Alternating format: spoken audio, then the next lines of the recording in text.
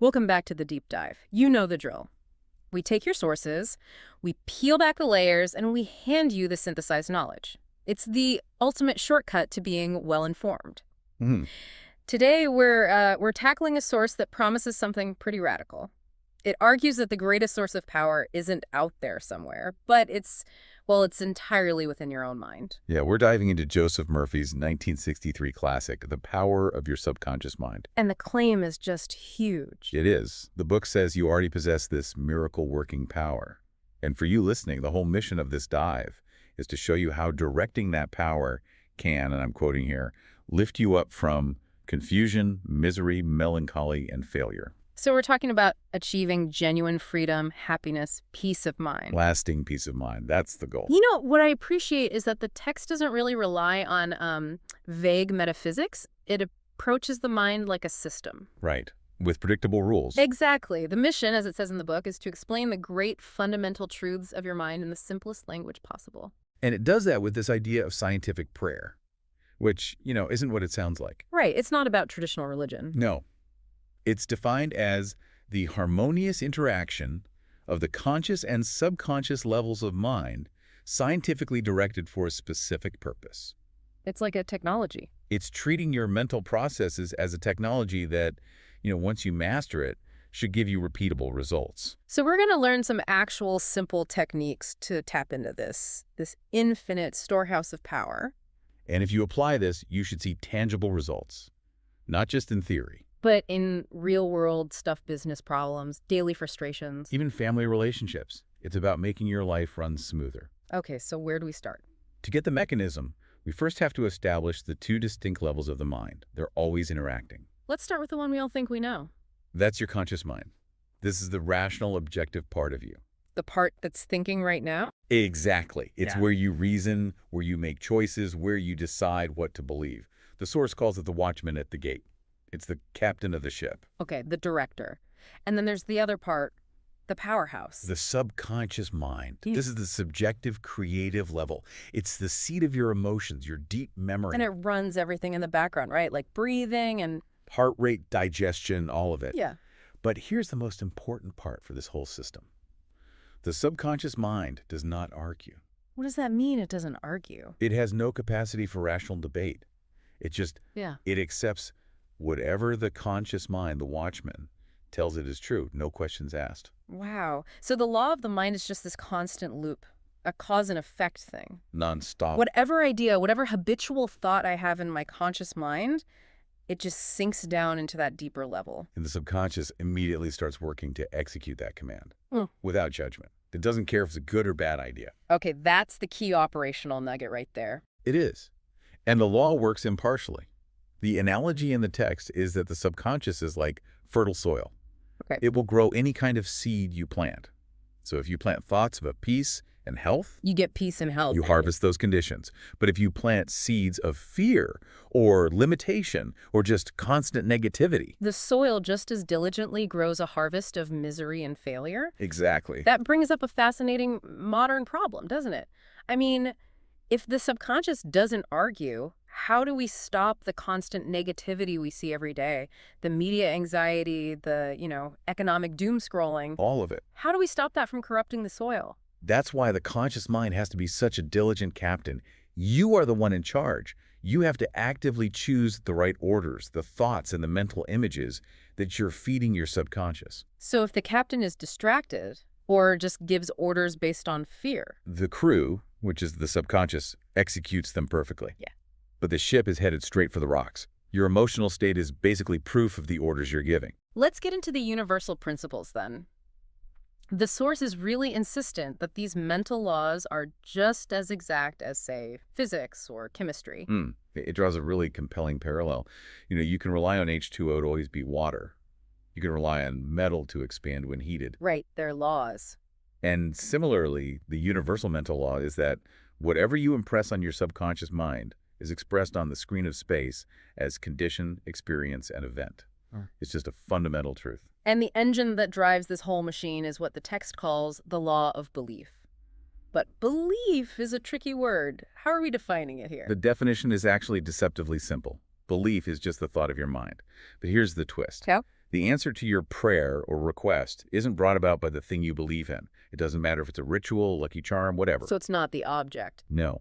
The change is generated solely by the subconscious responding to the mental picture, or the thought that your conscious mind holds and accepts as true. But what if my belief system is the result of, I don't know, 40 years of habits and cultural programming and past failures? I mean, how easy is it to just substitute a new thought and expect things to change? And that is the challenge. The text is very clear.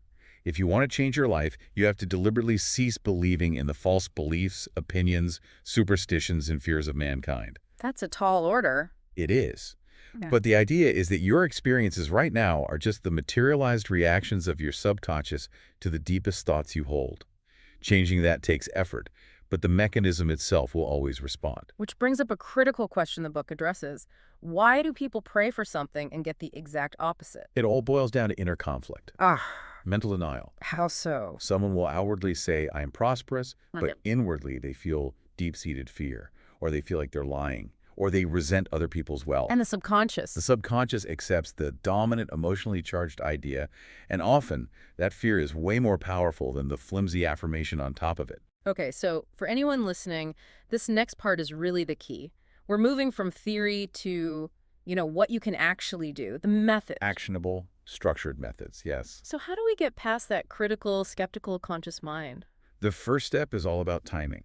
The source is very specific about this. It recommends what it calls the drowsy state. The drowsy state. That sleepy, passive state just before you fall asleep or right after you wake up. That's the best time. And why is that?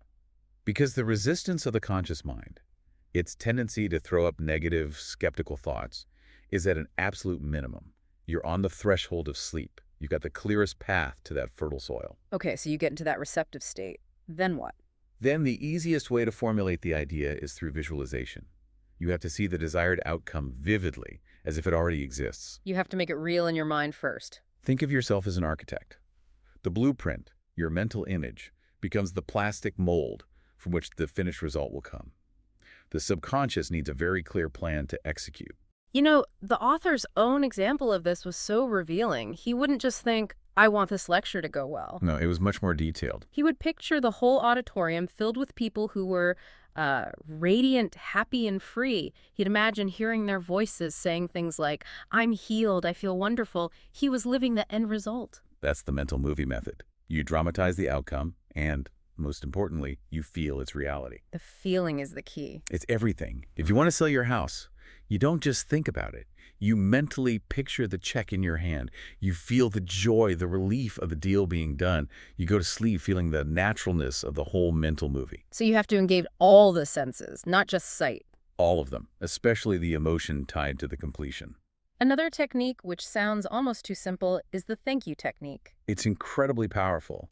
The idea is that a thankful heart is just naturally closer to the creative forces of the universe. Gratitude immediately cuts through the mental friction of fear or lack. There's a story in the book about a Mr. Broke that really illustrates this. Yeah, he was broke, unemployed, drowning in bills. A tough spot. A very tough spot. But instead of focusing on what was wrong, he just started repeating over and over, thank you, Father, for my wealth. He wasn't wealthy yet, though. Not at all. But he did it until the feeling of thankfulness became his dominant emotion. It neutralized all those fear thoughts. And soon after, things changed. An old boss called with a great job offer. A loan he needed came through.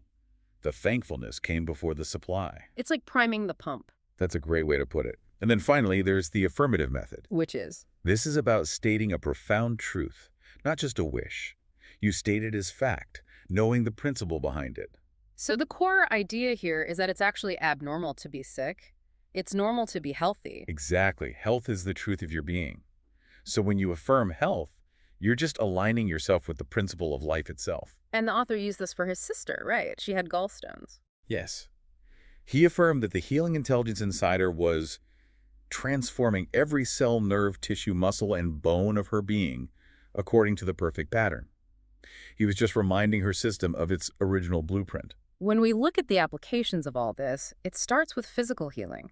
The idea being, if the subconscious built the body, it can fix the body. Right. It controls all your vital functions, so it inherently has the blueprint and the power to heal anything it created. It just needs the right instruction. The example of the minister with lung cancer is pretty clear on the technique. Hmm. He would just fully relax, get into that drowsy state, and then affirm, "The perfection of God is now being expressed through me." He was just feeding it the blueprint for perfection. Okay, but this is where we have to pause, because the source gives a really, really serious warning about how literal the subconscious is. A vital warning, Oh. yes. There's this shocking story of a father whose daughter had a crippling, incurable illness. And in his desperation, he kept saying, He constantly declared, "I would give my right arm to see my daughter cured." "Oh, no." One day, their car was in a collision. He lost his arm. And in that same moment, his daughter's illness completely vanished. Wow. The subconscious mind, with no rational filter, just accepted and executed the suggestion. It took him, literally. It cost him an arm. That is chilling, and it just underscores how careful you have to be. You have to be so careful. You must only plant seeds, only give it suggestions that are designed to heal, bless, elevate, and inspire. Nothing else. Okay, let's shift focus to something a lot of people think about, wealth consciousness. Yes, the text argues very convincingly that wealth isn't about hard labor. It's simply a subconscious conviction, It's about convincing your own mind that abundance is your natural state. which means you have to stop writing those mental blank checks, things we all say casually. I can't afford it. Or there's a shortage right now, or the economy's terrible. The subconscious hears that as your direct request for lack, and it dutifully brings you obstacles and scarcity. And the book points to one emotion as the biggest blocker of all? Envy. Without a doubt. The quickest way to lose wealth is to criticize or condemn others who have more than you. That resentment is a mental poison. So how do you neutralize that? Instantly. Yeah. The moment you feel it, you actively claim that you wish that person greater and greater wealth. That thought, wishing them well, brings your own mind into a state where it can accept abundance for itself. I think the section on aging is also profoundly useful. The book argues that years alone are not responsible for bringing about degenerative disorders. It's the fear of time. It's the cultural programming that tells us we have to decline after a certain age. The insight is biological and psychological. It is. You build a new body every 11 months. You can physically change your body by changing your thoughts. Oh. You are literally as young as you think you are. And as useful as you think you are. Precisely. The examples of the surgeon operating at 84 or the man learning French at 65. They show that it's the belief in your own usefulness, not the calendar, that dictates your vitality. And of course, this entire mental system has a huge impact on our relationships. The text offers a much deeper interpretation of the golden rule. Right. Do unto others as you would have them do unto you. The inner meaning is actually, as you would that men should think about you, think you about them. So if I'm holding negative thoughts about someone else. Criticism, resentment, jealousy, Yeah. you're taking mental poisons. They rob you of your own peace and vitality first, because your mind is the creative medium. Everything you generate affects you before it touches anyone else. Which makes forgiveness completely selfish, in a way. In the best way. If you're blaming others for your problems, you're just setting up resistance to the natural flow of life. Life itself always forgives. You cut your finger, the body just heals. So forgiveness in this context means to give for. To give love, peace, joy to the person who hurt you. Not because they deserve it, but because you deserve to be free from that poison. How do you know if you've really forgiven someone, though? Not just saying the words. There's a great acid test in the book. If you hear good news about someone who wronged you, and you feel that sizzle of resentment, Oh. the roots of hatred are still in your subconscious. Forgiveness is only complete when you can recall the memory, but there's no sting or hurt anymore. Yeah. That emotional neutrality is the proof. Ultimately, this whole philosophy puts all the power and all the responsibility right back on you. You are the only thinker in your universe. That's the idea. Nothing someone else says or does can actually annoy you. Unless you permit it. Emotional maturity, in this context, means choosing your reaction, refusing to sink to their negative level, protecting the soil of your own mind. Okay, let's try to wrap this up. The central message seems crystal clear. Your conscious thought is the action. And your subconscious reaction determines your destiny. You have total freedom to choose the seeds you plant. That's an incredible amount of agency. And remember that powerful ultimate truth from the book. You are the captain of your soul, subconscious mind, and the master of your fate. Your power is entirely in your capacity to choose your thoughts, your beliefs. Choose life, choose love.